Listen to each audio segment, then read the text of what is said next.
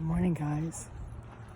My dog and I are out for a walk this morning, and it is absolutely gorgeous. It's starting to get cold.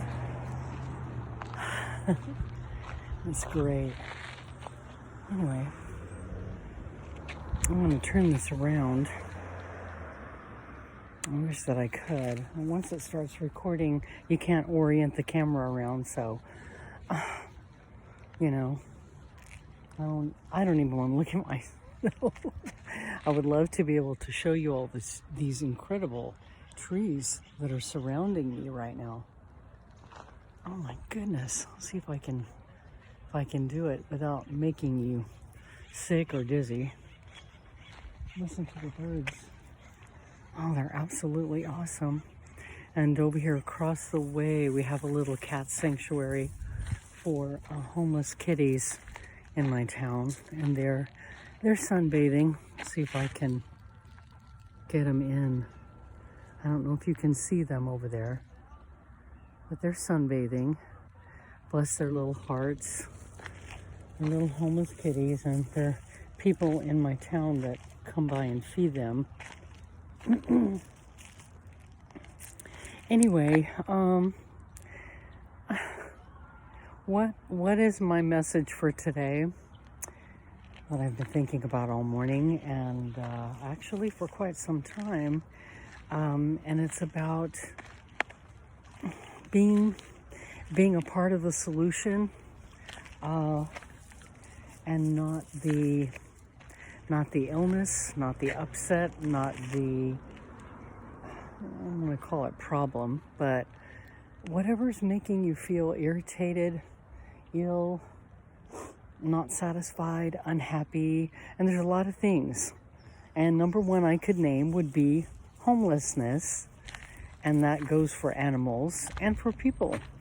In my town that I live in, which is very disappointing, it's a lovely town, and people pay a lot to live here, and there are homeless. Our people are homeless, and our animals are homeless, and there's just something wrong with walking around with deep pockets.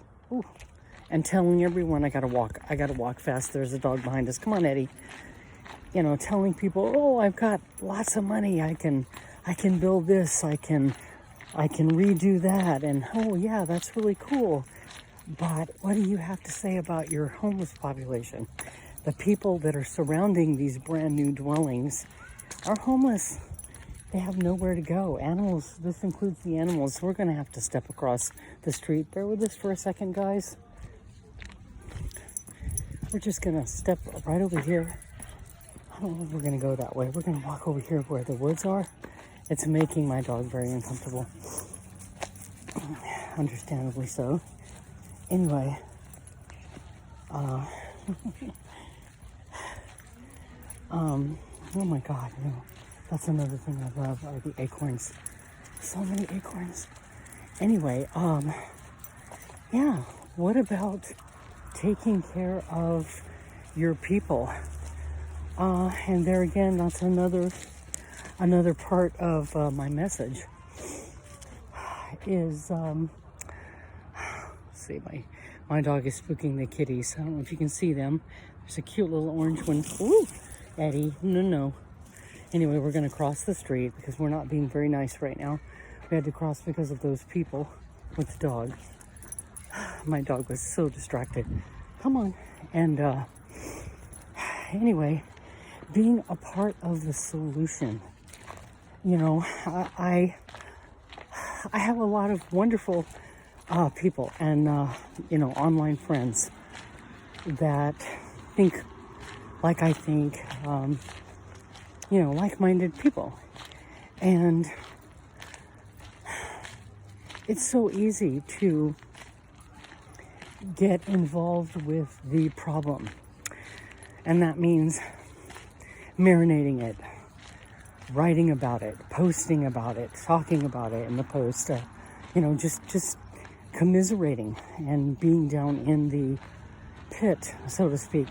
There's a little joke that used to go around about snakes hissing in a pit. Well, that's what it starts to be like after a while. And so I say, you know, why not be, we're going to cross the street, why not be a part of the solution? There's nothing wrong with recognizing it, owning it, sharing it with people. But let's be courageous and brave, and let's go forward. Let's move ahead with it. Let's see what we can do with it, right? Hold on. Good morning. You know, let's see what we can do with it. You know, not one person is going to fix things. You know, it's going to take, what do they say, a village to raise a child. It's going to take a village. It's going to take all of us waking up and seeing the situation and seeing that there's a need there, realizing that there's a need. And if we all did, oh, my mind is going so many directions. It's making me think back of when my kids, you know, were in school. I was a part of the elementary school. I was a yard duty, and God, that was one of the most fun jobs. I know I've said it before, was being with the kids at school. It was just, the energy was so infectious, happy. Anyway, what does my son say? Okay, come back to the present. And when it came to this thing that they gathered money together to send kids on at the end of the year, and there were some kids that had nothing. They had no means, and a lot of us had enough extra money, and we pitched in. Ooh, that's a big bird up there. That is a vulture. Anyway, we would pitch in to make sure that child got to go, or children, plural, you know, more than one.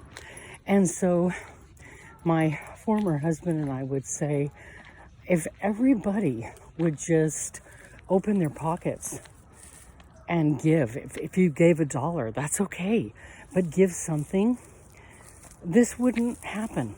Kids would not be sitting in lack and watching their friends go and do something they wanted to do, because there were some that got left behind. But for the most part, there were those of us who made sure that these kids graduating got to go before they graduated up to junior high. And so what I'm saying is, it's the same difference when it comes to this life that we're living in. And we want to make change. We want to see the difference happening. You know, we don't want people to be sad. We don't want people to be without, living in lack and poverty, homeless, like the kitty cats back there, like the people, trust me, behind my house. I talked to you guys about the creek and the rec center over there. It's beautiful, but what's there at the creek? It's a lot of homeless people are down there in that creek, and oh God, it breaks my heart, and it takes me back to a time, you know, when my kids and I were very close to that situation. And I apologize if I'm going all over the place. Anyway, there's a stick stuck to his leash, and I'm trying to get it off anyhow. Be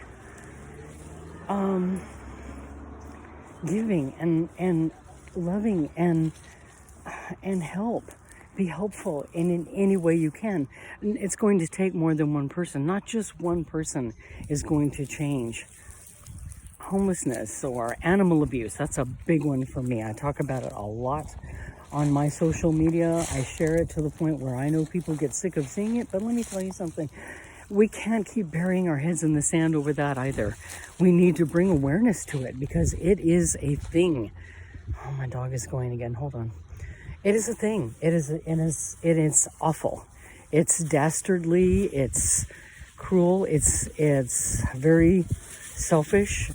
Our eating habits, we've got to think about that. They're not needs, they're habits. Okay, because I've been living plant-based now for, gosh, since 2017.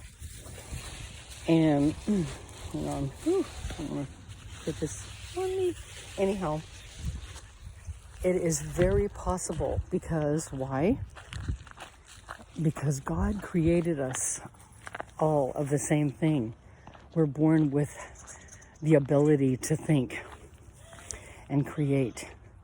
And if you just take a look at what is out there as far as plant-based food recipes, it can be done.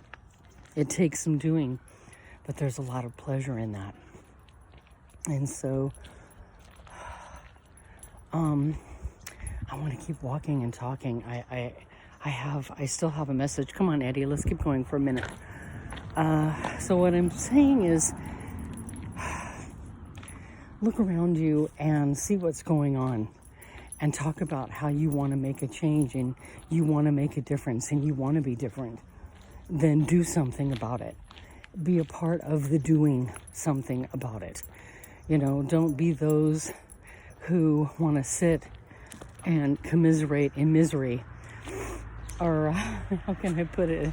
Don't pull yourself a seat up to the bar and sit there and drink and, whine and complain about how miserable you are and how miserable life is, and watch, the flies collect around you. Do something to make a difference, find a way in somewhere. And so for me and my family, our difference in the animal abuse and the abuse in general is to be plant-based, buy plant-based, create plant-based meals at home. And it's like a show that has no audience. Trust me on this, it will not go on. If there's nothing to see, if there's nothing to look at, it does not exist. So anyway, that is my message for today. And the other thing I want to talk about is loving yourself and honoring yourself and putting yourself first and not putting yourself on the back burner. Because you do it once and people will take it. They just will. And this includes my own family, and I love them dearly. But the best thing to do is do it out of love, number one. Whatever you're doing for them, make sure to include them. And it goes back to the kids at school. You can talk about all the bad things they've done, and scold them, and there's kitty cats everywhere. Or you can talk about how well they're doing something. Recognize the good in it. So get your kids involved at home, whatever you're doing, and instead of becoming resentful because you have created this, by being the perfect mother, the perfect wife, the perfect this, the perfect that, it's not going to happen. You will never be. There's no such thing. You can be good at something, and it depends on your heart, where your heart is. And if your heart's in the right place, that's fine. But what's going to happen eventually is you're going to become resentful. And so I'm just getting ready to conclude here. Love yourself, honor yourself, get your family involved in what you're doing, and say, hey man, this would go so much faster with help. You guys, let's do this together. Allow them to participate in the laundry and in the dinner and the creating of the wonderful meal, the wonderful plant-based meal. So anyway, that's it for now, you guys. Oh my God, that tree, this tree, see if I can show it to you. It's a liquid amber tree. See it in the distance over there? Holy, the colors, they're insane. Come on, Ed. I want to wish you all a wonderful day, but think about what I've said. And think about how good it would feel to be a part of the solution. And the homeless situation, the cats, the dogs, the people. See what you can do if it means volunteering somewhere in your town to make a difference by cooking for them or donating clothes that you don't wear. And believe me, we got those. And do whatever you can. And there you can write letters to your town council, which, like I said, I love my town, but I am a bit ashamed in how they are running this town. They're allowing people to be homeless. They're allowing people around me where I live to live in a creek bed. And I think that is abominable and horrible and unacceptable. So I wish you all well. And we're coming up on 17 minutes. I want you all to have a wonderful day. And I'm sorry you had to look at me. But I wish you well today. And Eddie and I are going home. And we will be back soon. I wish you peace and love. And spread your light. You hear me? Talk to you later. Bye-bye.